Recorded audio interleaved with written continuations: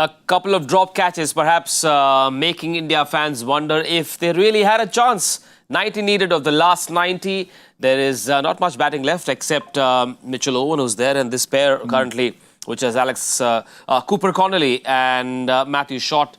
The very lucky Matthew Short, 69 not out. He's got 2 reprieves, 69 not out of 75. And that's where it is. Australia making it look easy. Is there anything else the Indian bowlers could have done? Well, they had the worst of the conditions, because you could see that there was a lot early on. In all fairness, India had a bit going with the new ball too.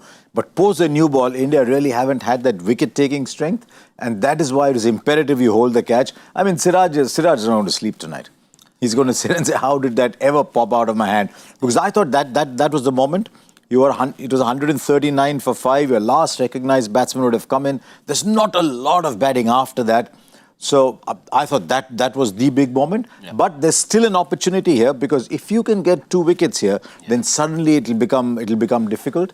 But if you notice, in the last 4 overs, they've got 30. So they're starting to put their foot on the pedal.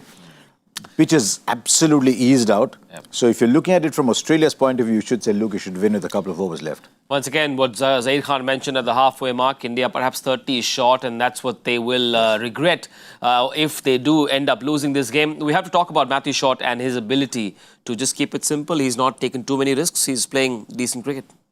Except for that one little slash. And he got out similarly, I think, to Akshar Patel in a previous game. He was trying to slice, caught at backward point. But the bowling hasn't really threatened them. So they've been able to knock singles around, knock 4s around. It'll be interesting to see how many boundaries you see. 4, 5, 6, 7, 10 boundaries. That's it. That's all they've had, apart from a couple of 6s. So they've not gone for the big shots. They've realized that the score is within grasp. Yep. That they just need to keep knocking it. Even now, it's 84 and 88 balls. You can win it in 1s and 2s if you want to. Well, India did use a mix of bowlers for about 10 or 11 overs. There weren't any boundaries. Rohit Sharma seems to be fairly active as well on the field. It's a good side, isn't it? I noticed that. And even if we didn't notice it, the cameras were not going to miss it. So, yeah. Right, now let's take a look at the bowling card to see what India can do in the back 15. At this stage, India have chosen Harshit Rana to bowl the 36, and he's given away 2 4. So slowly, you reckon Australia will start tightening the screws and finish this earlier? For Australia to have a chance here, they've got to ensure that they go after Harshit Rana here, because he's got a lot of overs left. And force them to go back to Siraj, go back to Arshdeep. Yep. Because India have got to go searching for wickets now. India are not going to save this match. India are going to have to win this game by taking wickets. So they've got to keep going back to their wicket-taking bowlers. And I think they've got to be very smart about this. Australia don't need to take chances. Keep knocking over. You get a boundary every 2 balls, that's good enough. But they must stay ahead of the required rate. I think in all chases, it's always better if you have wickets to always stay slightly ahead of the required rate, which they're doing perfectly fine. And Connolly has done exactly that. A 4 of the first delivery of the 36. Matthew Short a boundary, a wide, a single. So 10 already of that 36 throw. In fact, 11 now of 5 deliveries.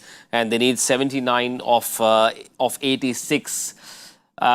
Who's India's best bet? Siraj again? I think they'll have to go back to those 2, because the finger spinners aren't getting a lot. I know Akshar bowled 7 overs. He bowled 1 for 33. Yep. Washington 1 for 32. I don't think there's anything there in this track for them. Well, there it is then. Can India make a match out of it? If that has to happen, it has to happen now, before it's too late. Because once the target becomes smaller, you can expect Australia to go through and win the series. Remember, India lost the first game. This is a must-win. Must-win for India to... and just as we say that, a wicket has fallen. Harshit Rana gets rid of Matthew Short.